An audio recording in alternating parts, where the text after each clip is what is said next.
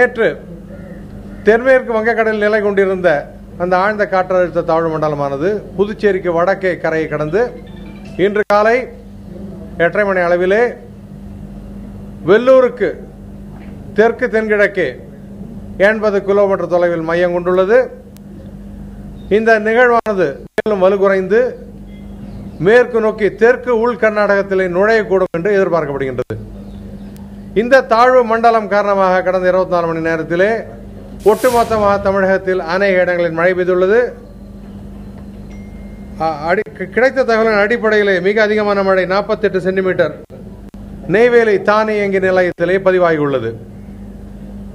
வாரம் 24 மணி நேரத்தை பொறுத்தவரை இந்த தாழ்வு மண்டலம் காரணமாக வட மாவட்டங்களில் பெரும்பாலான இடங்களிலும் தென் மாவட்டங்களில் ஒரு சில இடங்களிலும் நாம் மழை எதிர்பார்க்கலாம்.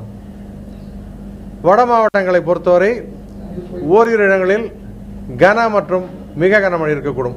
குறிப்பாக இந்த மேற்கு தொடர்ச்சி மலை ஒட்டிய மலை பகுதிகள், இந்த கிழக்கு தொடர்ச்சி மலை ஒட்டிய பகுதிகள், இந்த பகுதிகளெல்லாம் மலை ஒட்டிய பகுதிகளெல்லாம் அந்த மழை எதிர்பார்க்கலாம், கன மற்றும் மிக கனமழையெல்லாம். சென்னை நகரை பொறுத்தவரை வானம் மேகமூட்டத்துடன் இருக்கும், நகரிலே மழை வரும். அதெல்லாம் ஒன்றும் கொடுக்கல. திருப்பி ஓகே, ஃபைன் ஃபைன். நேற்று தென்மேற்கு வங்கக்கடலில் நிலை கொண்டிருந்த அந்த ஆழ்ந்த காற்றழுத்த தாழ்வு மண்டலமானது புதுச்சேரிக்கு வடக்கே கரை கடந்து இன்று காலை 8:30 மணி அளவிலே வலுகுறைந்து ஒரு காற்றழுத்த தாழ்வு மண்டலமாக வெள்ளூருக்கு தெற்கு தென்கிழக்கே 80 கிலோமீட்டர் தொலைவில் நிலை கொண்டுள்ளது. இந்த தாழ்வு மண்டலம் காரணமாக ஒட்டுமொத்தமாக தமிழகம் என்று பார்க்கும்போது அநேக இடங்களில் மழை பெய்துள்ளது. பதிவு செய்யப்பட்ட தரவின் அடிப்படையில் மிக அதிகமான 48 சென்டிமீட்டர் நெய்வேலி தானியங்கி நிலையத்தில் பதிவாகியுள்ளது. அடுத்தபடியாக கொத்தவாச்சேரியில் 40 சென்டிமீட்டர் பதிவாகியுள்ளது.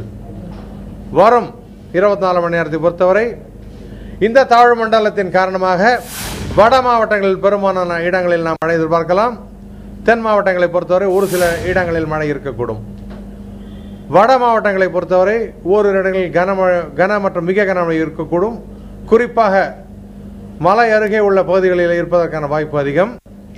சென்னை நகரை பொறுத்தவரை வானம் மேகமூட்டத்துடன் இருக்கும், நகரிலே மழை வரும்.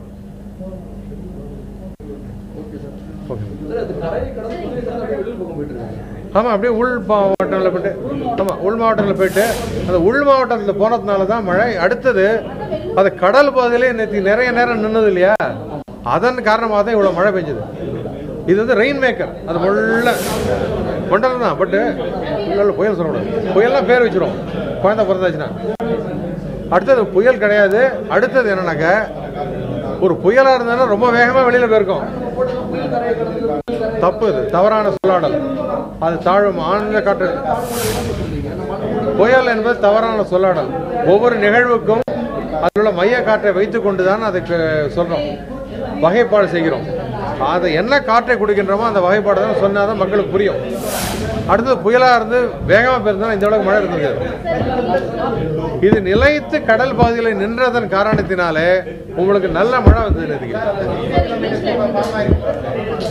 இது வெள்ளூர்ல இருந்து 80 கிலோமீட்டர்ல இருக்கு. இது நகர்ந்து இப்ப அங்க இருக்கு.